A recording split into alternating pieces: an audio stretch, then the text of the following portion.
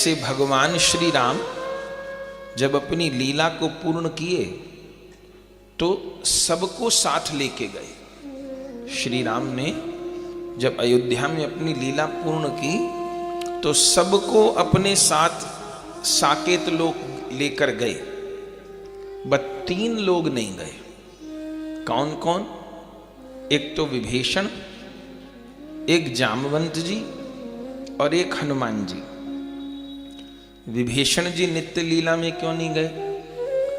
क्योंकि विभीषण जी को भगवान ने कल्प भर राज करने का वर दे दिया, तो वो चिरंजीवी हैं और लंका में राज करते हैं, भक्ति भी करते हैं। जामवंत जी नित्य लीला में क्यों नहीं गए?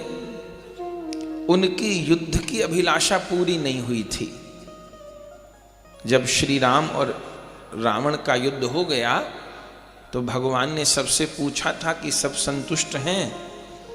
जामवान जी ने कहा, प्रभु मेरी तो लड़ने की इच्छा पूरी नहीं हो पाई। कैसे? बोले बड़े बड़े जो दैत्य थे रावण कुंभकर्ण जैसे आपने मार दिए, बाकियों को हनुमान जी ने निपटा दिया, हमें तो लड़ने का मौका नहीं मिला।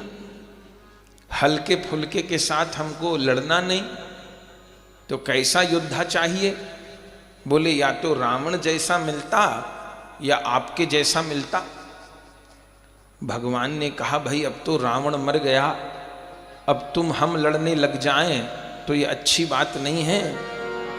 लेकिन राम सदा सेवक रुचि राखी, मैं अपने भक्त की रुचि का पालन करता हूं तो तुम्हारी अभिलाषा पूर्ण होगी। तो श्री राम ने फिर द्वापर लीला में जामवंत जी की अभिलाषा पूरी की। तो युद्ध करने की इच्छा के कारण जामवंत जी नित्य लीला में नहीं गए और तीसरे हनुमान जी नहीं गए। हनुमान जी क्यों नहीं गए? जब प्रभु सरयू जी में जाने लग गए लीला को पूर्ण करने तो हनुमान जी साथ थे। भगवान ने हनुमान जी को कहा, हनुमान जी अब लीला पूर्ण हो रही है, नित्य साकेत धाम चलिए।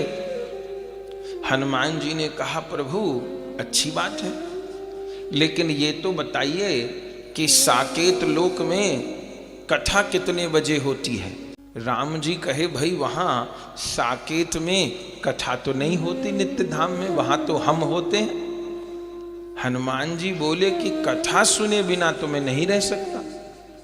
प्रभु चरित सुनबे को रसिया, राम लखन सीता मन बसिया। कथा सुने बिना तो नहीं रह सकता। राम जी बोले कथा नहीं होती वहां, वहां तो हम होते हैं। तो हनुमान जी बोले मैं कथा के बिना नहीं रह सकता। राम जी बोले कथा तो इस मृत्यु लोक में होती है, तो फिर आप यहीं रहिए। तो हनुमान जी कथा श्रवण के लोभ से धरा पर रह गए। हनुमान जी निरंतर कथा सुनते हैं, राम कथा सुनते हैं, कृष्ण कथा सुनते हैं, गौर कथा सुनते हैं। गौर लीला में भी हनुमान जी हैं। गौर लीला में जो महाप्रभु के परिकर हैं मुरारी गुप्त जी, उन मुरारी गुप्त के रूप में हनुमान जी ही गौर लीला का आस्वादन प्राप्त किए हैं।